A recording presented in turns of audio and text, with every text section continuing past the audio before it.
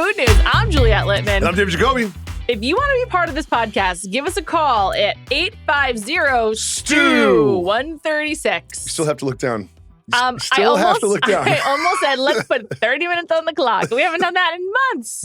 Forever. Let's put infinity on the clock. Infinity on the clock. We got a lot of good stuff to get into. One of these stories is a true heartbreaker for me. I was considering demoting it to being my personal food news, but it's actually just so major. Is it the first one? Yeah, it's the first one. Let's talk about it. All right, Jacoby. This is earth-shattering. It is a global news story. It's impacting us here in New York, but it is global. A global news story? Yeah, it's a global brand. Din Tai Fung.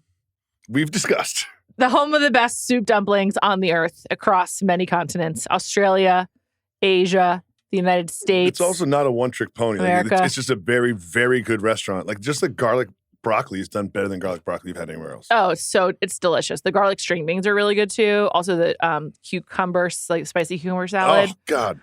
My favorite dish has always been at Din Tai Fung, the Shanghai rice cakes with chicken. I fucking love them. I would eat them till the end of time. Like, it is so good. It's like the only thing I want to eat more than soup dumplings. And I love soupy D's, as I think you're aware.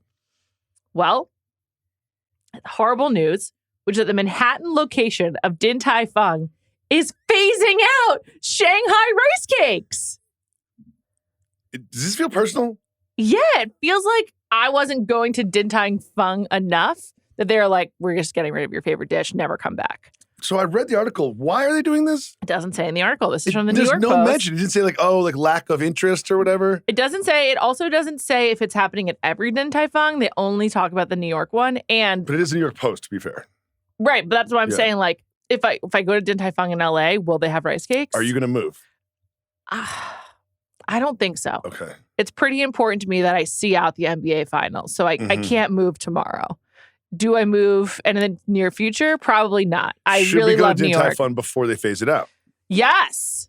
Should we do our pod from there next week? No, but we should definitely film ourselves eating. Noisy in there. Yeah, we should definitely film ourselves eating some of this stuff. This is so upsetting. Many people agree with me. This is so upsetting. Did you sign the petition? I'm going to. There's a petition. Are you sure you're going to? Should I do it right now on air? Yes. There's a petition from change.org, which anyone can just sort of start that. And there are so many comments about how upset people are. People are very upset about this, including Juliet Litman. Juliet Litman, I have a confession. You know what I'm about to say, right? You've never had them. Never had them in my life. They're so good. They're chewy. And I've been at Din Tai Fung dozens of times. For some reason, the chicken in them is like just so good. The article does note it's like very high quality chicken included. They're just, it's like this perfect chewiness with like kind of, do you like a chicken and broccoli from like your local Chinese food restaurant? Yeah, of course. It's kind of like the most perfect version of the sauce. With like a rice cake. With like a chewy, yeah. And a rice cake is like kind of like a flat noodle. It looks like styrofoam. It looks like a water chestnut a little bit. Bigger and softer, but yes. Yeah, it looks like a small scallop. Yeah, sure. Yeah. And it's like chewy. Should we just keep going with what it could look like and disagree with each other for another 5 minutes? Because we can do that. There's no 30-minute clock. It's a yes and here. Yeah. It's not disagreeing. Yeah. And they're just so good. Some people said the solace and warmth they provided were incomparable, reminding me of the resilience and spirit needed to move forward. Oh, yeah, people are like, this really got me through hard times. I don't know if I can go on without these rice cakes. I go every year on my birthday just for these, and my family is distraught. I'm not in this person's family, but I'm also distraught. But you're still part of the family. Yes. When they brought the Korean rice cakes to our table in Australia, and those ones looked like literally like packing. Those are like tubes. Yes, packing peanuts. That's the Korean version. You sort of lost your mind for a good 2 minutes. Excited. You just lost your mind, and it was kind of one of my first like that type of rice cake experiences.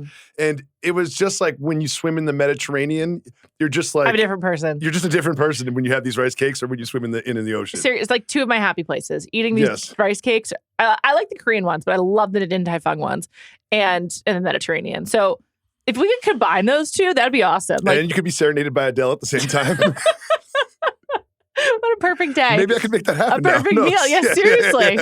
Anyway, this is devastating news, and I just want to make an appeal to the owners of Din Tai Fung.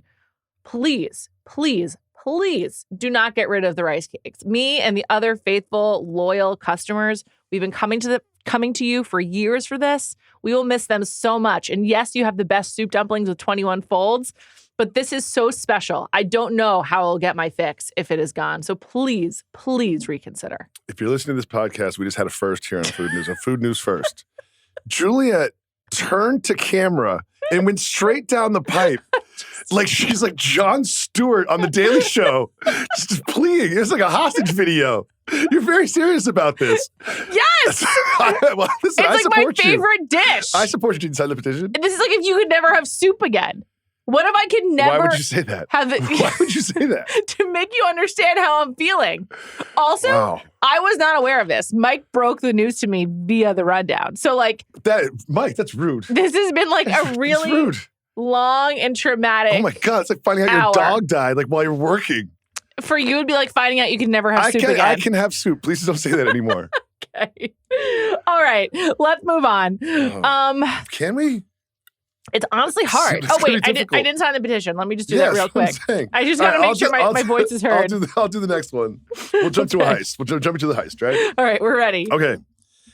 You'll never believe where this food heist went down. Where? You'll never believe it.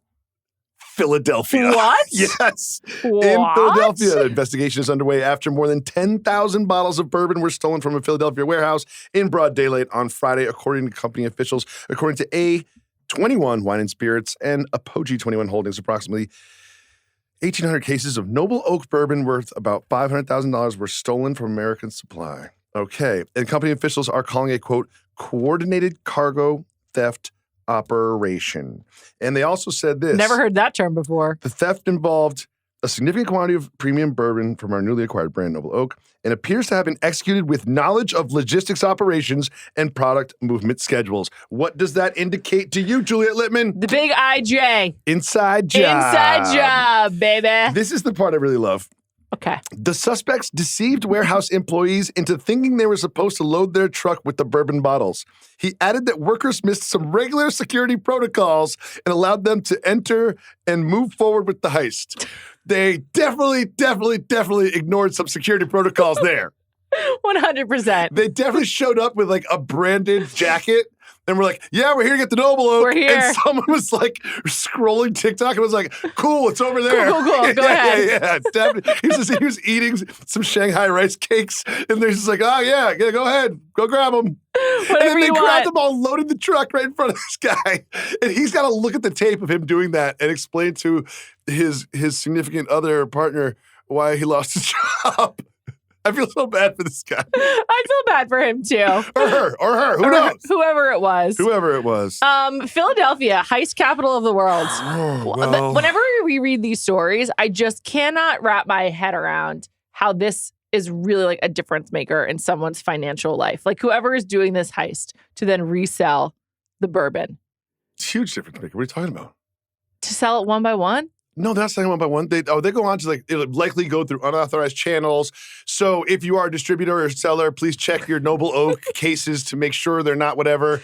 Like, they go through the whole thing. They're not like on the corner in North Philly being like, person. Noble Oak, $20. Noble Oak, $20. That's not what's happening. But so how do they immediately recoup money from this? They know someone. I mean, I can't first of all, I'm not like a criminal. You know what I mean? But they know somebody. They bring it back, channel it into like the distribution network. It's just very network. Peaky Blinders. I'm like, that happened 100 years ago. So no, that still happens. I guess so. Fell off the truck. You know that term. I know that term. It's basically that. It's fell off the truck. I get it more with electronics. There's just so much alcohol out there.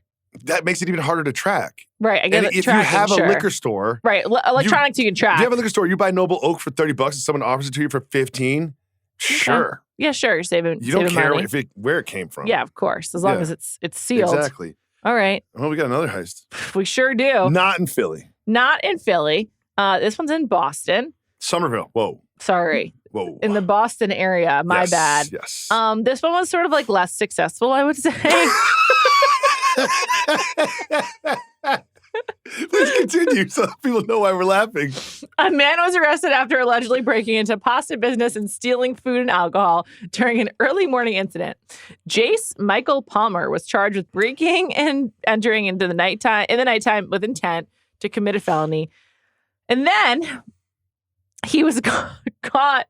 No. Let me read it. Okay. According to police, so he had the goods in the bag. Yeah. He dropped the bag and fled on foot when Souza, that's the officer, exited his cruiser. The officer reportedly chased Palmer down Holland Street, so he's got a lead. Yeah. Right? The thief was out ahead. The thief is in head, but right? So on to Simpson Avenue and then Corinthian Road while repeatedly ordering him to stop. Okay, Palmer continued running until he reached Broadway, where police said he had attempted to hide underneath a parked U-Haul truck. Jace. My man, Jace. Jace. Yes. If you're running from the police and they're behind you, you probably shouldn't stop. I mean, I don't know what his cardio is like. You know what I mean? Well, you never know. You probably couldn't look behind him to see if the cop was still there. He's not running the 200 in the Olympics. You could turn around and look just to gauge what's going on. And also, of all the cars to hide under, a parked U-Haul truck. A U-Haul truck is elevated from the ground. So it's much more visible. Well, that's why he could get into it. This feels like when I play like hide and seek with my kids. And I'm like, just because I can't see your eyeballs doesn't mean your feet aren't sticking out. You're still playing hide and seek? No. Okay. Seems like a lot of work. I hope to never play it. No, you know what's fun is we get a really good spot and they just scroll Instagram for 20 minutes. Your kids have panic attacks. I can't find my dad. They have panic attacks.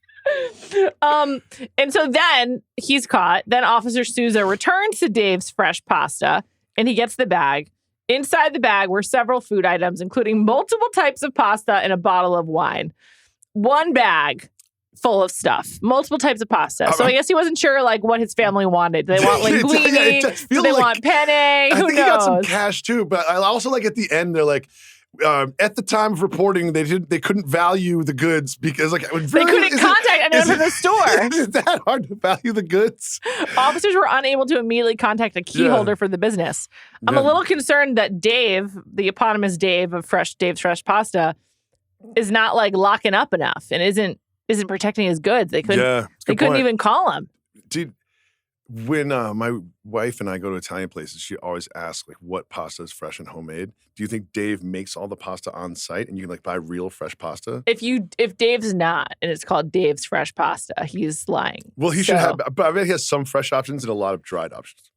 I guess. I hope it's only fresh. Fresh pasta is just so much better. It's so much better. So delicious. It's worth asking if you're in an Italian restaurant because sometimes they'll do one a day and just get that one. Yeah, it's so good. This is new to me. This is the food hack that I just started implementing like 4 years ago. What? The fresh pasta bit. Oh, it's so much better. There's a place in my neighborhood that does one shape for like their restaurant, their takeout business everywhere for the day. For the day. Yeah, that's how a lot of them do it. I didn't know. And now I know. So I'm just like, I'll take that one unless it's like gross. Like sometimes it's like Alfredo or whatever. Well, that's which sauce. Is delicious. No, I mean, girl. I'm talking about pasta I know Alfredo is a sauce. I'm saying the dish that they already served that evening has like a bunch of, it's something that I don't want to eat with that shape. My bad. I host a food podcast. I know Alfredo is a sauce. It's so good and it's so decadent though. I don't like it that much. Too really? Creamy. Yeah. But like I don't like it for health reasons. It just feels like it's just like heavy cream and like sugar. I don't like heavy cream like that. I do like a cacio e pepe, which can be creamy. Yes, that can be creamy. And a vodka sauce also creamy. So I like creamy sauce, just not Alfredo. It's very decadent. Yeah, I liked it as a kid a lot. Have you seen those commercials for those burgers that come with like melted cheese that you dip the burger in? No, but that sounds good. I know, but it's like one of those things where it's just like, I just don't want to like the visual. To quote you, it's a stomach ache. Yeah, it's just like, oh, that looks so good. But like, I'll just have a bite. Can we get one of those for the table? Yeah. No, thanks. All right, moving on. Some allergy news. 2 kinds of allergies. Number 1, we both have young children. You also have not young children, just children. Did you guys do the whole allergy thing? You did, right? No, this is a huge thing for us. You know, she's got eczema. This is huge. Oh, yeah. She's been tested. So she had all these, she has a whole list of things. No dairy, no eggs. Still no dairy, no eggs? No dairy, no eggs, no peanuts. Like, it was just Still? like, no, I'm telling the story. Sorry. And so it's like, she's starting to transition into food or whatever. I don't want to talk about my kids too long, but I'll make it quick. But like, it's really hard. Just now? You don't want to talk about your kids too long? All right. You go. Can I finish the story? No, don't want to. I'm abandoning it. It's really germane. No, it's germane to the podcast. I don't know what germane means. What, Jermaine Jackson? Is that what we're talking about? Yeah, exactly. Okay, fine. So we couldn't do it. It's really hard because dairy's in everything. You know what I mean? And then one day Joey took her to the allergist because I don't do anything for the family. And like she got cleared with eggs and cheese and everything. And that was a huge day. It is a huge day. Like, we just had a string cheese before we recorded. Like now I can just like give her a string cheese and watch her eat it. It's like a big win because there's like eggs and fresh made pasta from Dave's. That's great.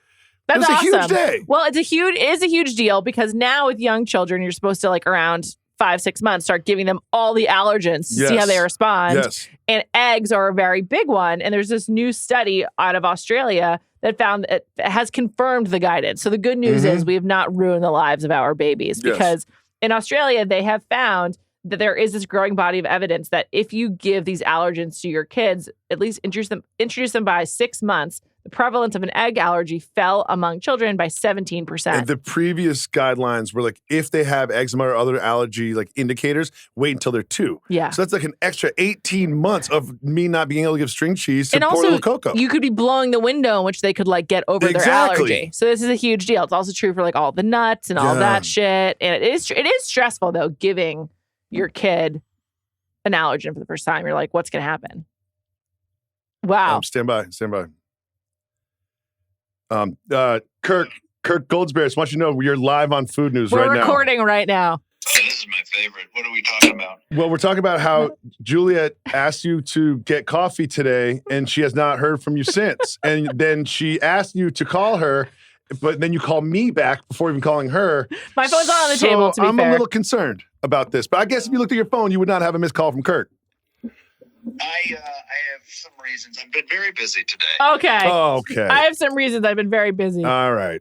But I'm talking to my literary agent, which is something I think Juliet would appreciate. I had to prepare some material, but... Wait, you're using our platform to promote your book? Is that what's happening now? I will once the book is done. No, you're doing it already. Is it a novel? We're literally recording you right now. Because this is food related. It's a novel about the sexual tension amongst 2 leading food podcasters. All right, bye, Kurt. Talk to you later, buddy. Okay, back to the story, back to the show. So Jermaine Jackson, that's where we were. Give your kids eggs, people. Give your kids eggs and have early and often. Benadryl on hand. A 20-second personal story regarding this. We had Bombas in the house because the older kids like Bombas, and I gave Colette a Bomba, just like not thinking about it. And Joey was in a particularly bad mood that morning. And Bombas have peanuts, and peanuts have not been cleared. Oh, God, did I hear it? You poisoned our baby! You've poisoned our baby. There's no reaction whatsoever. She's just sitting there smiling and dancing in her little high chair. I can't believe you poisoned the child. Where's the EpiPen? Do we have the EpiPen? She was mad. Yeah, keep Benadryl on hand in case someone you know gives your child a Bomba. Yeah, it's one of those things where I was like, this storm will pass. This is just like a Florida storm. It's just going to go right over. This is not, it's just going to weather it. The sun will come out again in 10 minutes. Just batten down the hatches. We'll be back. The sun will rise. Oh, God. Thank you, Kurt Goldsberry. One more allergy piece of news that your wife told me about over the weekend. Alpha-gal syndrome. Oh. So you guys broke this news to me. There is on Martha's Vineyard. Wait, so after that conversation in Central Park, you put this in the rundown? Yes. How much research did you do about Alpha-gal? A fair amount. Before we move on, when I first saw this headline, I was like, "What is Alpha-gal? Sounds like a new TikTok lifestyle brand, or like It Girl. It's like Alpha-gal, or like a Westworld host, like sex doll or something like that." Wow. A lot of sex in this Food News episode. I was thinking more like Alpha-gal lip balm. You know what I mean? Sure. Like you go to Sephora and it's like a tween thing. It's like Alpha-gals. Or it could be like the response to like the masculinity Andrew Tate movement. Sure, the manosphere. Yeah. It could be the answer to the manosphere. Then I'm an Alpha-gal, and here's my lip gloss. But unfortunately, it's pretty gnarly. So why don't you tell me what it really is? It's insane. It's not that. There's a tick that is pretty common, or a tick-borne illness that is pretty common in Texas. It's been in the southern part of the United States for a while. They never say Texas, but it's called the Lone Star tick. The Lone Star tick. But it's really the South. In the South. But is Texas the South? Texas wants to rebrand this. Is Texas the South? Oh, Texas is its own thing. Yeah, it's not the South. It's not the South. It's the South and the Lone Star State. Because Texas also borders like New Mexico. And Oklahoma. It's not the South. Yeah. I think. I barely know the map of the country, but it's fine. Really? If I gave you the map of the country without the names, you could not fill them all out. I could go around. I could do the coasts. Oh, God. And I would have to do. Oh my God. I would have to do like cow for the West Coast, California, Oregon, Washington to remember. Yeah. You wouldn't have to like go through it right now. I think I could get 35 out of 50. That's terrible. Yeah, it's low. That's terrible. That's a C. All To 70%. We'll work on that. We have some homework. C minus. Okay, so there's this tick. And it has because of climate change, it's now warmer up here in the north. Sometimes it's been a pretty cold spring, but whatever. And it's particularly prevalent on Martha's Vineyard. It has been there for a few years. Your wife told me that like this year was a really big problem. Big one. It seems like it is the same level of threat that it was last year, to be honest, based on my internet research. Oh, wow. But if you get Nantucket operatives from Nantucket. Yeah, people from Nantucket are like, stay over there. No, what they're doing is they're being like a lot of ticks on Martha's Vineyard. Oh, they want people to come to Nantucket? Nantucket? I just watched Widow's Bay last night. Yeah, Widow's Bay is good. Yes, so now I'm like thinking about the island, and they're like, this is all propaganda. We're being used by Nantucket for anti-Martha's Vineyard. Martha's Vineyard has a history of being its own thing. Like it's just in general has always been like in ways good and bad. A leader, I would say right now is bad. Okay. Anyway, if you get alpha-gal syndrome from a tick, you develop an allergy that makes you allergic to red meat and dairy for the rest of your life. This is just a very strange and specific ailment. Yeah, it's crazy. It's like if Coco were to never get over her ailments from birth. It's nuts. Well, no, it's more like I can never have a fucking hamburger. No, you can never have a hamburger. You can't have dairy? Dairy too. I like coffee with milk. Yeah. You can still have like chicken and fish. What about like a something that you bake that has milk in it? No, you'd be allergic. You basically have to be vegan. No, because you eat chicken. I know, but to be but we know about you and chicken. So that's where your brain goes. Other people on the planet. I was also thinking like safety. I would tell people at restaurants, I would say I'm vegan, so they didn't accidentally give me milk or something. But what if you ordered like a salmon? Well, I wouldn't do that, but okay, you don't like salmon? I don't like fish that much. It's too bad. Oh, great! My food co-host doesn't like chicken or fish. Should have a food podcast. My son loves chicken, and I'm like, I guess I have to start cooking chicken at home. It's gross, as we discussed last time. Don't. He can't talk. Don't take his. I'm just so worried about his nutrition. Let's move on. Anyway, alpha-gal. It ticks. People like don't know about alpha-gal. Like I just felt like I put it on the rundown as like, this is your public service. Public service. Just because you learned about it this weekend doesn't mean everybody else has to. I want people to be aware. Here's one. Just before we move on, here's one thing about the Lone Star tick, which is different than the deer tick and the dog tick, which are black-legged ticks. The Lone Star tick moves 3 times faster than the black-legged tick. That's scary. Yeah. Now we got this Usain Bolt of ticks running around making people not be able to have hamburgers. Michael was walking through some tall grass in Prospect Park this weekend, and I was like, is he going to get alpha-gal right now? Yeah, he's getting alpha-gal. I was like, I got to do a tick check. Anyway, just want everyone to know about alpha-gal, so that's that. Okay, moving on. A Brooklyn brewery is recreating George Washington's beer for the 250th anniversary of this country. It's called the Liberty Lager.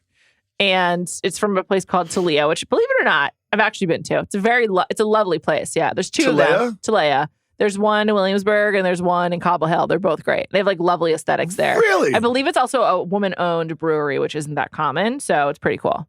That sounds amazing. Do they have outdoor seating and such? Yeah, it's a really nice place. I don't go to enough breweries. I was just about to say, breweries are a great place to hang out. I feel like in LA, we used to do it more, like Golden Road and stuff. Yeah. I was thinking maybe breweries will enter my life for watching some World Cup matches with Micah. Oh, yeah. Just an idea. Yeah. I could see that happening. Here's my take on this beer. Nobody asked for this. We don't need it. Wait, what? The beer. Oh, so you hate America. You seem so shocked. I don't care about the 250th anniversary at all. I mean, that's your opinion. You do not represent the feelings of food news. Okay. I mean, I do like history, and it is based on George Washington's handwritten recipe. So that's the part I like. So this is the part I like. Washington's original recipe was recorded in a notebook that the founding father kept while serving as a colonel in the Virginia militia. So he's not just leading armies. He was in wars. Pretty weird guy. He's got a cookbook. He's should live in San Francisco. He's brewing his own beer. Yeah. Hanging out. You know what? first you hate America. I don't and then you hate don't care America. about the what is it, whatever it's called, centennial. And now Sesquicentennial or and something now like that. you're calling our friend George Washington here, founding father, like a hipster craft beer brewer guy. I think he was very serious, is my take on George Washington. Like, he was a serious man. When I was a kid, we did a lot of like historical studies. Like, we would go to historical sites. My mom would make us like learn about it before we went. And so I feel I thought you were with the school when you did that. Okay. No, like we went to Gettysburg and like we like read a book about the Gettysburg Address and memorized it. Me and my brother. And what? Yeah, my mom was like, "We're doing history lessons." And yeah, It made you the person you are today. Exactly, it was great. Betty Jane. Yeah, exactly. But anyway, I feel I know a lot about George Washington. Plus, I love the musical Hamilton. So I'm good. So, but after reading, memorizing, learning a lot, your result is serious. Yeah, he's serious. I think he's serious. Yeah. Okay, good. Well, I like my leaders to be serious. Don't you think brewers are serious people? It's like you have to take it really. You have to take beer really seriously. I was taking this bit from Kevin Wildes. Shout out to K-Man. Brewers and surfers are like the reputation is very, very cool, but the activity is very, very nerdy. Like surfers know more about weather than like your local weather person. Yeah, they're like, and like brewers know more about like chemistry than Walter White. You know what I mean? Absolutely. Yeah. So it's it's serious. They present as very cool. They look cool. Would you call it serious? They're serious, I guess. Like George Washington. But like it's really nerdy at the same time. Best of both worlds. I love it. Get yourself a brewer that can do both. Seriously, love a nerdy brewer, love a nerdy surfer. Yeah. Maybe I love George Washington. Who knows? Maybe you don't. Doesn't sound like you do, to be honest. All right. An AITA that came across my Reddit algorithm, as you know, or my Reddit app, as you know, I use Reddit extensively. Am I the asshole for leaving a dinner party early because of vegan lasagna? Now, I know that we say these are always like fake or like just like set up to be told, no, you're not the asshole. But the way this was written, this was presented well, yeah, was really funny. So I just felt it could add some comedy to our podcast. This felt real. I was invited to a friend's dinner party. Beforehand, she told everyone she was making vegan lasagna. Maybe she has alpha gal. Who knows? I'm not. It's called a callback in the industry. That one got me for some reason. I'm not vegan, but I like plenty of vegetarian and vegan food, so I figured I'd give it a try. I just want to note, I did not write this, though I feel similarly. I'm not vegan, but I like vegan and vegetarian food. Please stop contextualizing. No one asked. No one's listening to this being like, I wonder if Juliet submitted this and then put it in the show. No one. Not anyone listening to this. I'm definitely making it seem like I did by doing that. You didn't. This is definitely from a male voice. Didn't you think so? Like it didn't say 100%. Yeah, I think not for a second was I wondering if this was a female. No, it never crossed my mind. Never crossed my mind either. When dinner was served, I was surprised to find that it wasn't really lasagna at all. There were no noodles, no cheese, and no sauce. It was basically layers of vegetables stacked together. The pasta layers were lettuce leaves with slices of tomato and other raw vegetables in between. I ate my serving of, quote, lasagna, close quote, but was still hungry afterward. I didn't complain about the food or say anything negative about it to her, as she is just getting into the vegan lifestyle and trying new foods. After dinner, I decided to leave early. A few of the other guests ended up leaving around at the same time. We went to a local pizzeria and got dinner together. None of us made a social media post about it or anything, but somehow she found out. She later called me and said I was rude and insulting that we went for food after she spent time preparing dinner for everyone. I told her I appreciated the effort she put in, blah, blah, blah. She says the fact that multiple people left and went out to eat made her feel humiliated and like everyone was making fun of her cooking. Some friends think I should have stayed longer and sucked it up. Others think if you invite people over for dinner and tell them you're serving lasagna, it's reasonable for them to expect something more substantial than layered lettuce and tomatoes. Am I the asshole? I have a lot of thoughts. This is just so good. I have a lot of thoughts. It's so good. Where do you want to begin? What's your first most important thought on this topic? Well, those are two different questions, actually. Okay. What's your most important thought? How the fuck did she find out? You.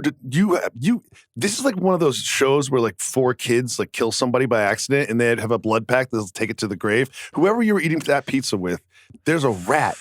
There's a rat. Here's how she found out. She was like doing the day after recap with someone about like how the event went, who left together. Mm-hmm. Oh, those two walked out at the same time. Yeah. What does that mean? And in the post-mortem, someone slipped and was like, oh, we went to a pizza place after. Yeah, that person is the asshole. That person. That person is the asshole. Interesting. I hadn't even thought about that. I was really fixated on something else. The actual dish? Yeah. I'd love to discuss that. Because that was my first thought, but not my most important thought. Which is why I clarified. How about you just reread the dish? Okay. Because just listen to the layer. What replaced the noodles is what really got me. Exactly. There were no noodles, no cheese, and no sauce. It was basically layers of vegetables stacked together. The quote pasta, close quote, layers were lettuce leaves with slices of tomato and other raw vegetables in between. So I'm assuming it's sort of like a ratatouille with lettuce in between. I'm wondering if he's using lettuce like very broadly and like, was it spinach? Was it or like romaine? How do the raw tomato? This like sliced tomatoes would be the raw vegetables is really alarming in a cooked dish. Like, did she cook this? I think it's a lasagna is a cooked item. Is it? It's warm. It's been in a heated item. Because otherwise it's called a fucking salad. I mean, we have a word for that. So we have a word. It's like, she made a bunch of vegetables. She put some lettuce in there, and then she put dressing on top. What this kind of sounds like is like a caprese sandwich without the bread. No, see, I see it completely different. For me, it's like I've never had ratatouille, but I've seen the animated movie, so I know what the dish is. I believe it's like roasted vegetables with like a sauce, like a stew. And that is what is in between the lettuce and tomato layers. That's how I see it. Lettuce? I don't understand how the lettuce is really involved. A piece of lettuce from like a head of iceberg lettuce? No, I was thinking more romaine, but yeah. Okay, even that. A slice of romaine? Like lettuce, he is right. Lettuce does not belong in lasagna. I mean, I could make a case otherwise, but that would be ridiculous. But you'd be making a case. Yeah, exactly. And also the inconsistency of like a romaine at the dark top. It's so like different than like the crunchy bottom. Yeah, so it's like how could that make a layer? I kind of need this woman to jump in and clarify. Like I need to know. Check the comments. Need to know her recipe. And also another thing I need to know about this is this will change our relationship forever if you call my phone specifically with this gripe. Totally. If I see your name pop up on my phone and I pick it up and the whole agenda is you left my terrible dinner to go eat pizza with some of my friends, I hate you, then our relationship has changed forever. I wonder if he's an ex of one of her friends. Because like why would he be invited? Why is she calling him? This is a text. Hey man, heard you left early. No, it says call. I know. She should have texted him. No, she should have not brought it up. The next time they saw each other, she could make a joke about it, but like a jokey joke. That's how I would have handled that. Also, I don't know where this took place. I just was assuming New York because of the like ability to just like quickly go to a pizza place if you're all leaving together. Juliet. I know that pizza everywhere. Everywhere. I know, but like, everybody listening to this podcast around the world can get pizza within 10 minutes or be in a pizza place in 10 minutes. Okay. But the people were leaving together. What about the car situation? And they all just like piled into cars, or they were like, let's all just go meet at Domino's. Well, they said it seemed like he left first and the other people kind of left a little later. A few of the other guests ended up leaving around the same time. And we went to a local pizzeria. You're right. Someone from New York wouldn't say a local pizzeria. Yeah, and they communicated. Together. They texted about how bad the lasagna was. Yeah, so it was like a regroup. It was like, I'm still hungry. Oh, me too. Me and Mario's. Pizza. Yeah. I think he's maybe leaving out some information about the communications that went down across. Yes, of course. But I also think they might have even been texting about the terrible lasagna at the thing. Anyone who's had a fun night knows that usually the peak of the fun happens like at the second event, right? Like if you're riding high from the first event. What? The second. I just don't get invited to the second event. Yes, you do. I used to. Yeah, well, yeah. I don't go out anymore. I mean, this is like when I was like 15 years ago when I first met you. Yeah. But like if you're having a really good time, like ending up at McDonald's, a diner, pizza place, whatever it is usually like some of the most memorable part of the evening, right? Yes, so like, is he the asshole for doing that? No. I don't think so. It's just part of going out. But I do think that maybe he's downplaying his role in this like secondary party that didn't include the host. But mainly, I need to know the recipe. Can I get some pictures of this lasagna? I please reach out. If you're listening, and the raw lasagna maker are inexplicable. I also, a couple things about this. If I know you're making vegan lasagna and the dinner starts at 7, it's on you to eat at 6. Yeah, for sure. You know what I mean? Yeah. Like you walk in that door. What you do is you don't go to pizza after, you go to pizza before. Yeah. And then you don't care if the lasagna is bad. You just push it on the plate, you eat some of the parts that look good. Also, then you can have more fun at the party because you're not focused on eating. On leaving and eating. Yeah, you're just able to like enjoy the vibes because you're not hungry. Another thing about this, I have a lot of thoughts on this. It was a good one. She's new in her vegan journey. That was a I good feel like line. she needs to workshop her like skills before she starts inviting people over for them. You know what I mean? Also, lasagna of any kind is like a pretty ambitious dish. Like I've never made it. It takes time. It takes like there's other things she could have made that would have been easier. Ratatouille. Like I feel like any kind of like Asian stir fry. Like do with some tofu. Yeah. Like I don't know, there's just like many easier paths than this. Just one raw more thing. vegetable and before we lettuce move on. lasagna. Yes. He's like, there's no noodles, no cheese. I'm like, it's vegan, my guy. It's vegan. There's not going to be but cheese. no sauce? No sauce. That's not true. It's so That's weird. just not true. That's a salad. That is a salad without the dressing. I know what he's describing. I cannot picture. You know what? We do a lot of food news follow-ups. He needs to do a food news follow-up. Please call us. We need to figure this out. What's the number? 850-STU-136? Yes, that's correct. And his username is Suspicious Taste 1572. Wait, Suspicious Taste. Yeah. Wait a second. Is that you? Is that you? If you did write it. You think it would be me? You denied it earlier. Oh, I thought you were. I was like, what if it's a unique name? Not going to give it. It reminds me of Suspicious Taste for some reason. Suspicious Taste is an active Redditor. Can you click? Oh, I was about to say, click on Suspicious Taste. All right. So he didn't just make this up. 4 Just put this hours out. ago. This might be a woman. Because 4 hours ago, Suspicious Taste posted on a thread about nail polish, breakup nail polish. Well, we shouldn't have genderized it in the first place. That's my fault. But can you reach out? No. Yes, you can. No, I can't do that. Yes, you can. I've never. You just talked about how much you Reddited, and then you went to her account profile, and you're like, you need to follow up. We gave her the phone number. You can literally reach out to her right now. I reached out to, what's his name? Delmonico? What's his name? Demola. Yeah. No, I've never done any posting, ranking, messaging, anything on Reddit. I just read and lurk. Well, do it right now. No, absolutely not. I've already signed the Din Tai Fung petition on this podcast, okay? Fine. I'll reach out. All right, thanks. Let's move on. It's time for our taste test.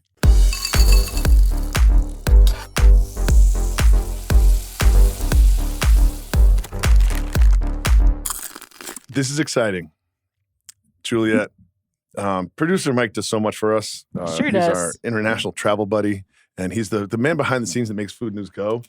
He went and got custom blindfolds. Oh, my God. Because you love blindfold taste tests. So. Is it from your flight back from Sweden? So we have. Oh, my God. Food News Mike, branded this is amazing. blindfolds. Oh, my God. I love it. And now what we're going to do. This is so cool. This is a game that's always fun to play. Yeah. I've played it with my kids before. Oh, God. Can I help? No. Oh, yeah.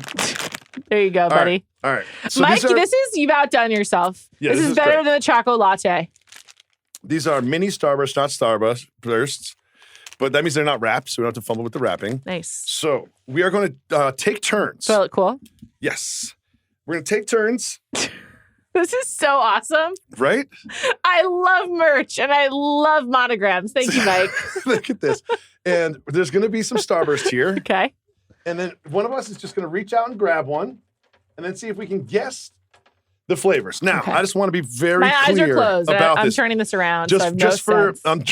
She's spinning it like a Ouija board.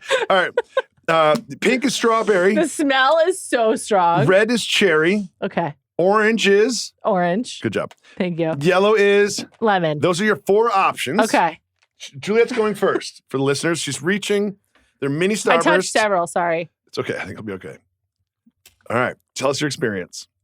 It's orange. It is orange. I saw you pick it up. You didn't have to show me your chewed mini Starburst. Can I do one more? Yeah, sure. I love this. This could be a just Juliet experience. I might choke. I love it so much. Okay. Don't worry. My son almost choked on a nacho chip last night. I don't understand why you need to touch so many. You know what I mean? It's like, you're like, why? You can just grab the first one. They're random. It's like a wolf peeing on the territory. No. Okay. All right. Next one. A little harder than you think. I'm thinking this is going to be very easy. I think that's strawberry. Strawberry it is. Mm. All right. It's sort of process of elimination. What are you doing? Oh, it's your turn? No, I'm not. I don't get a turn. This is a Juliet only experience. I just get a hat. I just touched like fewer, but still You a did a lot. good job. You did a good job. Yeah, I can't do any. Let me see what you got there. Yeah, I got you.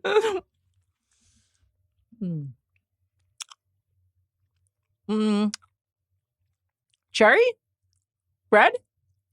Wrong. Ooh, Strawberry again. interesting. Yeah. Huh. That threw you for a loop, though. It's not like we just put the 4 out there. So it's truly random. What are you examining them for now? The red and the pink look different.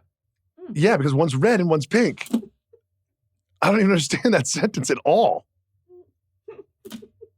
Seriously.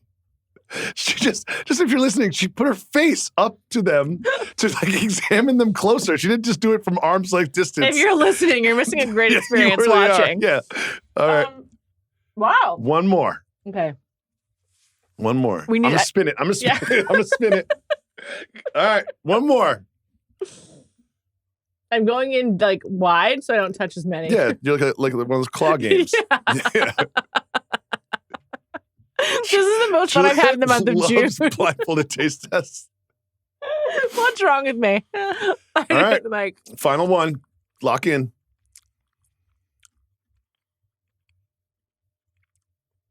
Grape, red, cherry. I mean, you're right. Kind of. It's red. Judges, judges said it's good. Judges said you're good. I You think know, grape wasn't an option. You know how fake grape and fake cherry are so specific to like that flavor? Yeah, I've done this take for years. Yeah. I knew it was one of them.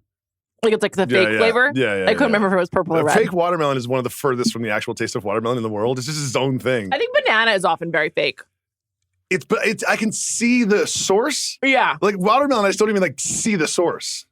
This is the greatest gift I've ever gotten. All right, so let's put it back into our sleeves so we can keep them here for next time. For future taste tests. Yeah. Oh my God. Mike, you're the best. You fucking crushed it. I know, seriously. This is amazing. God, Thank you so much for your passion for the project. If only every podcast had a mic. They would be better podcasts. I'm going to sign a petition to double Mike's salary. You know who else is lucky? Zach Lowe. He also gets to work with Mike. Yeah, I was on the Zach Lowe show and everybody got mad at me. Yeah, because your take is weird. Shh. Okay. I remember every time I've been shushed in my life, so I definitely will not be forgetting that one. Good. You know what? That's good. That's a compliment to me. I guess.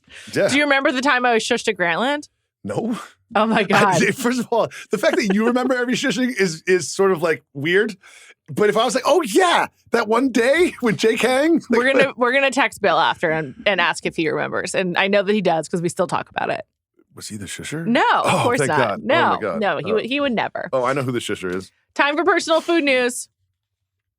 Last week, me and Mike Wargon and 6,000 of our colleagues went to Stockholm for Spotify's 20th anniversary. Mm-hmm. And I got there on Monday. Mm-hmm. I was so jet lagged. I just like needed to stay awake and I just like had to keep walking. I felt horrible. And I just was like, how am I going to stay awake to the time to like get, on Stockholm time and also enjoy myself? I went for a long walk. I had wanted to shop, but really all I found myself doing was going into every single grocery store, convenience store, and like small grocer that I passed. And I passed many. And I honestly like... What's the TRT of this? Of the walk? The whole thing. Well, I did like one initial 2-hour walk. Then I went home and I rested. Then went out for dinner. And then when I finished dinner, I did some more walking around and some more grocers. Wow. So I think I'd spent like a total of like 75 minutes in grocery stores. Wow. What'd you find? Do you know what Wasa crackers are? Yes. WASA? They have a bird on them, correct? I don't know. I think they do. They're Swedish. I love them, as is my college roommate, Claudia. Like, we just really love them. And they only have like a few kinds here in the U.S. They had so many in Sweden, obviously. Really? That was so exciting, but I just didn't know like what we were missing out on. Did you get any? Yes, I did. They made like small chip ones with like a flavor. I never had those before, so I bought those. That was This cool. is not what I thought they were. Oh, I know these. I bet Joey likes them. They're kind of like healthy-ish. Sort of. And it's like edible cardboard kind of? Kind of, but actually tastes good. To some. To me. Yes. And to the Swedes. Yes. So I found that. Then every, like Swedish fish is like a thing. Swedish candy is a thing. It's really a thing. Every store I went to, high end, low end, and in the middle, had like a big candy section for you to get a bag and like fill it up. Oh yeah, I like those. The candy thing like is you weigh it at the end. Yeah, it's so real. Like so really? It is, yeah, and like it's just part of the Swedish culture. It is not like a cliche. Yeah, it kind of feels like beef and broccoli. We're like, oh no, in China we don't do that. That's what it feels like. It's real. Yeah, It's okay. it's very, very real. So that was pretty interesting. And then, this is cheesy, but like I saw a lot of people at the end of their workday just like picking up groceries for dinner and like walking home. And I really like when I go to foreign cities just to see like regular people just like living their lives. No, I love like the daily shopping. Like in Paris, it's like I go get my baguette for dinner on the way home, and I go to the butcher. That's what was going on. Yeah, it was really cool. The grocery stores are like also just were so enticing. All the produce, like I think New York is like pretty good produce. We've discussed California is amazing, but like grocery store produce across America, not always great. But like in Sweden, just like looked so lovely. And what about size? Is it like local market size, or is it like giant? There's a big range. There's some that's sort of like a cleaner, nicer version of your bodega. Yeah, so it's like here, kind of. It's like or there's one that's like your local food emporium or Key Foods or whatever. There's not like the suburban like supermarket, but there are like big urban grocery stores. And the other thing is they all like just like the baked goods look amazing. I didn't get any, but I really wanted to. And yeah, it was just really fun. It's like one of my favorite ways to do tourism. And I was by myself because like my work colleagues that I were going to be hanging out with hadn't arrived yet. And it's like as you know from our travels together, I love to go to grocery stores and like check out like what sparkling water flavors they have. You were going to say, as you know from our travels together, I love being by myself. As you know from our travels together, I love being by myself. So I loved combining my love of being by myself, my love of grocery stores together sounds great. For a great time. That sounds amazing. Yeah, that's my personal food news, my Stockholm report. I have a very, very on-brand theme food news. I was walking in Los Angeles. I stay at a hotel sometimes on right in the middle of the Sunset Strip, right? And sometimes I don't want to go to like a hotel bar. I just want to be like a regular guy at a regular bar. So I'll walk down to Barney's Beanery, which I'm sure you're familiar with. Yes, of course. I went there in my 20s. Yep. And I'm almost 50 and I'm in there. And to be fair, I'm sure you weren't the only one. Not a compliment. Given the demographic, but sure, let's move on. I'm not here to talk. That's not my personal food news. It's not Barney's Beanery, and I'm not insulted. Okay. I turned a corner. It's still bright out. It's daytime, but like later in the day. And there was this thing on the corner, which just felt like a Maserati of grocery stores. And it certainly seemed to be a direct response to Erewhon, right? And it was sparkling brand new. Like it was like, and there was a guy outside with a suit and an IFB, and he wasn't security. He seemed like a manager. And it just had this really like high-end brand new vibe to it. And I was like, it's called Laurel Supply. And I asked him, the first question I asked was like, how long has this been open? And he was like, 3 weeks. Wow. And I was like, you're basically a beta tester. Yeah. So I was like, and there was a buzz about it. They have tables outside. Cool. And I took a bunch of pictures and sent them to you, but I'm sure you didn't look at them. But if you look at them here, like I did glance at them. Oh, I mean, there are grocery stores, so I figured you would look at it. But they've got the first thing I saw was the produce section, and it was like a Monet painting. It was just like the vibrancy of these colors and the organization. It is brand spanking new. It's like going to like Intuit Dome as opposed to Madison Square Garden. Sure. Where you're like, this doesn't have the charm and like lived-in feel. Technicolor. Yeah, but it's just like, this is a brand new experience. And the butcher was awesome. Like all the food was organic. They had pre-made foods that were great. They had like candies like the Swedes, except they're in their own jars that say Laurel Supply on them. They had a skincare section, which felt like Sephora. They had skincare. They had 2 working fireplaces with wood inside of them. This is LA. Who needs it? It looked awesome. I guess also at night it gets chilly. And they were like, yeah, it does. And they were like also like modern design fireplaces. Cool. It was like, it just looked very rich and expensive. And I was talking to somebody. Oh no, somebody recognized me from whatever. And they were like, Flex, they were nice. Like, stop it. They were like, I was like, this place is amazing, right? I was just chit-chatting. And he's like, yeah, and it's cheaper than Erewhon. Oh, wow. So they're basically being like, fuck you. We're newer, hotter, and cheaper than Erewhon. Cool. But like they don't have like Dove soap bars. They have like like lavender and sage, whatever. Like, you know, made by the guy from Fight Club soaps. It was just a really good experience. And the whole time I was just like, I wish Juliet was here. I need to tell Juliet about this. That's nice. Because when I think about grocery stores, I think about Juliet and my wife. Thank you so much. Yeah. Well, thanks for thinking of me. It looked cool. I'll check it out next time I took a lot of pictures. LA. You can just check those out. Okay, yeah, I don't need to go. Just your pictures. I'm good. Yeah, I'm a documentarian.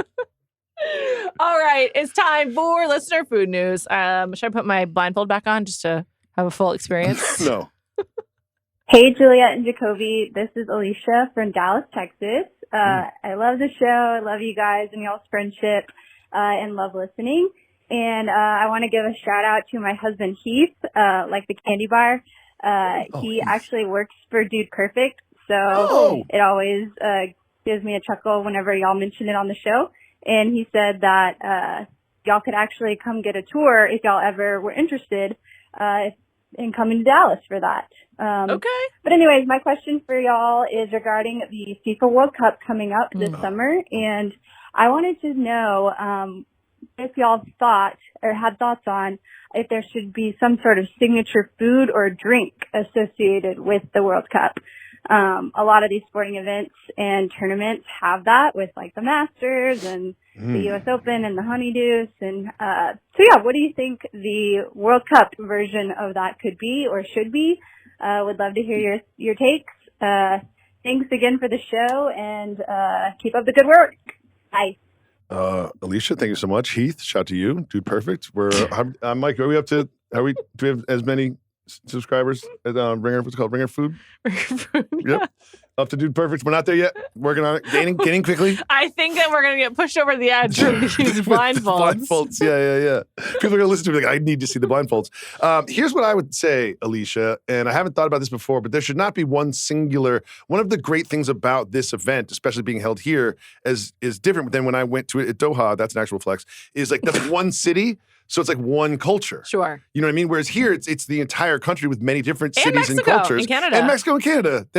Yes, those as well. So I would say that they should make some sort of guide that has the signature dish and drink for every single city, because a lot of people will be traveling to the States or Mexico and Canada and then going to multiple cities. So they should have like in advance had like a this is the one dish and drink for each city. Okay, so for New York, here are some options that just come to the top of my head.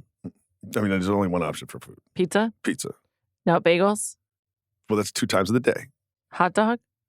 No, I would not. No.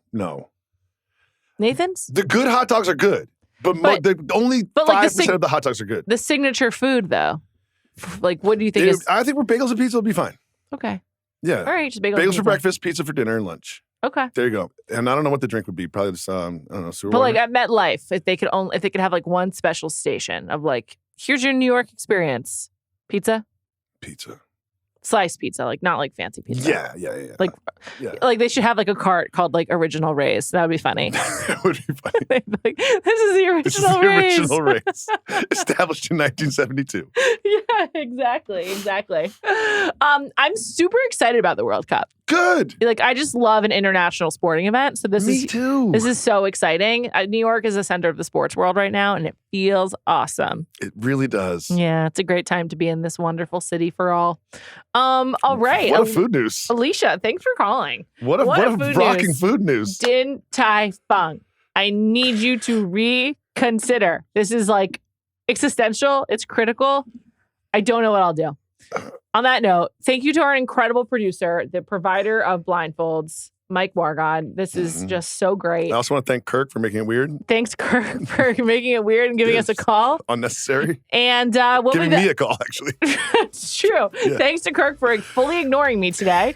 And I hope everybody has a great week. Talk to you next week.